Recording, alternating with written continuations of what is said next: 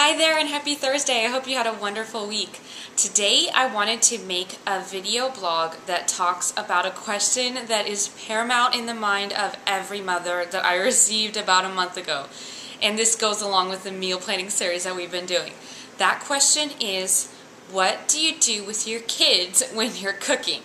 That is literally the question of all time. It is the question of the ages. If any woman has the most perfect answer, she deserves to be a goddess. Because the question, what to do with your kids when you're cooking, is literally one of the hardest ones to manage and to not only figure out, but to actually do every single day, because kids change every single day. So what works yesterday might not have worked. What worked yesterday might not work today, or what works today might not work next week. Kids are always changing things up on us, aren't they? And so I have only one answer that I have found to work no matter what. That is to outsmart them. So how on earth do you outsmart a 4-year-old or a 2-year-old or a newborn or a 6-year-old?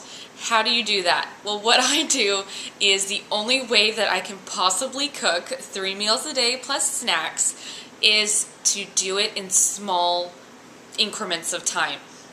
Like I said last week on the video, gone are the days when I spend an hour and a half straight cooking. Not gonna happen, not gonna do it. You're not gonna find me doing that in my kitchen unless it's like Thanksgiving or something. I very rarely stand in one place and cook for an hour and a half to 2 hours at a time. What I do are 15 minutes here, 15 minutes there, 30 minutes here, 30 minutes there. They're happy for 20 minutes, do X task that contributes to tonight's dinner. They're occupied for another 10 minutes, do this task that needs to happen for tonight's dinner. Do you get my drift? That's the only way to outsmart them, because I literally will think one day, oh my gosh, they're so happy doing X activity while I'm making dinner right now. This is what I'm going to do every day, and it's going to work every day. And then the next day comes and they couldn't care less about whatever amazing activity it was that I did the day before. So I guess you could rotate activities, but even still, it's really hard to get kids to be happy for like an hour and a half or an hour straight. So you might think one day you got the activity that's going to cut it for tomorrow for that huge block of time, but it's very rarely going to last. So what I would recommend that you do is, planning out activities for them when you're cooking is really, really great. Just don't expect it to last longer than like 20 minutes. Unless your kids are a lot older than mine, maybe they can handle you doing stuff for an hour at a time. But mine are so little they can't. So number one thing you could do during some of those little blocks of time is, if you want to plan it out, is you can get them involved in the cooking. I try to do this as much as I can. Even a 2-year-old can help you open up a can of diced tomatoes. They help me put ingredients in the blender for smoothies. They help me cut stuff with a pretend Melissa and Doug wooden knife that they have. When my 4-year-old was a lot younger, he used to like to play at the sink. I would fill up the sink for him, and the only rule obviously was that he couldn't dump any of the water out.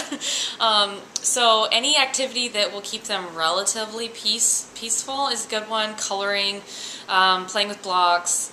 But sometimes you just have to do stuff when they're already occupied doing other things anyway. Like even when they're eating is a good time sometimes. Like during lunch I'll do a lot of prep for dinner. But the main key is just don't try and do it all at once. As much as you can to try and prep dinner after breakfast. So get a roast in the slow cooker, turn on your beans in the slow cooker, chop up the ingredients for your salad.